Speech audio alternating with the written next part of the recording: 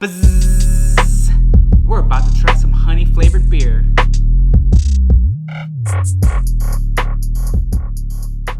Hey everyone, welcome back to the channel. We are about to have some amazing beers today. Beers that are infused with the nectar of the gods, honey. So this is gonna be a pretty awesome episode, but before we get started, make sure you guys subscribe down below. Click the subscribe button and click the little notification bell so you guys don't miss any of the blind tastings that we do with beer.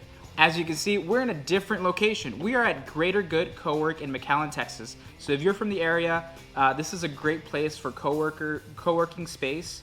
A lot of entrepreneurs, anybody that needs an office for kind of an interim period, feel free to go and check out Greater Good Cowork. Now, to our beers. So let's get this straight. Honey does something amazing with almost everything, right? Honey baked ham, honey buttered biscuits. I mean, honey butter biscuits alone is good enough. But what does it do to beer? That's a good question. So if you guys saw some of the previous episodes, we talk about how to make beer, what goes into beer, and we talk about the fermentation process. So honey does a very interesting thing during that fermentation process at the end.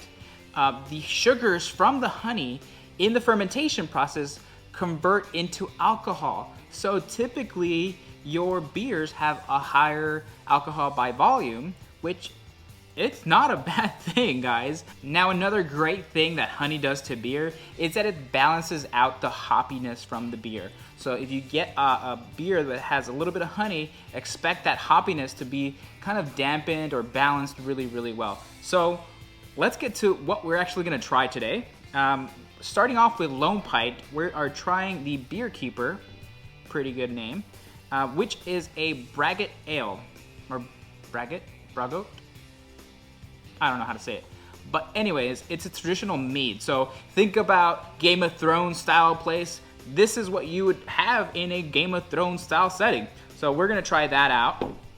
We're also gonna try Honey Hole, which is a very, very popular beer for a good friend of mine, Jason. So he recommended this one. Let's check it out.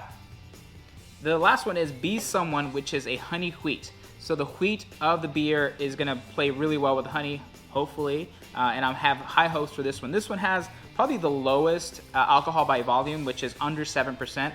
All the rest of them have higher ABVs, which is over 7%. Now the last one here is Blood and Honey, an American ale from Revolver Brewing. Very popular in the Houston area. I've seen this, the first time I had this when I was seeing the Texans play the Colts. So, let's do this, guys. Flight me, bro. And we've got our flight. We're gonna start off from the right, as we always do, with number one.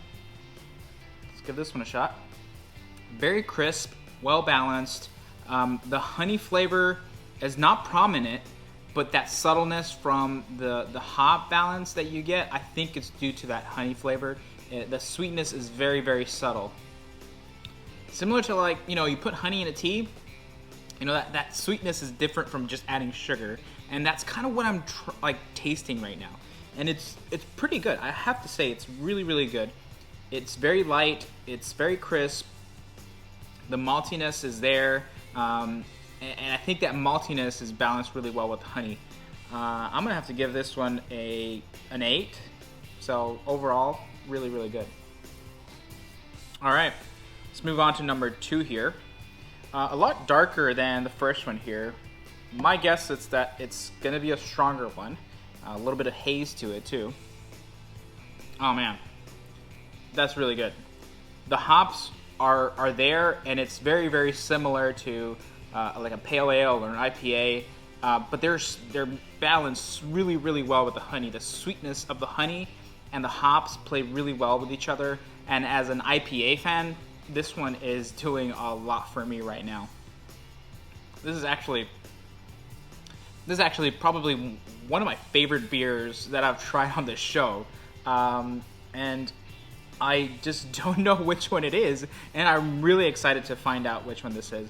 I'm gonna go for a 9 on this particular beer here. Man. Damn, that's good. Wow. This one we can see here, it has a bit of sediment to it, so there's like some fuzzies kind of just going all around the beer. Nothing to be alarmed about, guys. That happens when it typically comes from the bottom of the fermentation tank. It's all good. It's still drinkable. Ooh. Very drinkable and very honey. And I'm not gonna lie, it's actually really, really good. And as far as the sweetness from the honey, it's there, no questions asked. It's there. And probably a little bit too much for my flavor. It turns the beer into another category, and maybe this is the mead? I don't know. It's very interesting. It's not like any of these that I've had here, which I'm very, very confuzzled about this beer here. It's good. It's just very different, and I don't know what to think about it. I really like it. Is it a beer? I don't know. Is it good? Yes. I'm gonna go for an 8. All right, last one here. So a lot darker than the rest, a lot hazier than the rest. Let's give it a shot. Wow, this is a strong one here. I could probably put this on my open wound and probably heal itself in like 2 minutes. It's hoppy. The honey's there. Not sure they work well together. I mean, it's just okay. It's okay. And for that, I'm going to give this one a 6. Here, cheers to that. I'll have a last sip anyways. All right. So how did we do here? What was this one here? All right, let's get started. The first one was Be Someone. Be Someone. Okay. I really enjoyed this one. It was such a nice, smooth beer, refreshing. You know, go mow the lawn and have this. Amazing. The second one was Honey Hole by Spindletap. Jason! Good job, my friend. Look at this. Honey Hole. Wow, that was such a good... Now I know why you say, oh, every Friday I go and grab myself a 6-pack.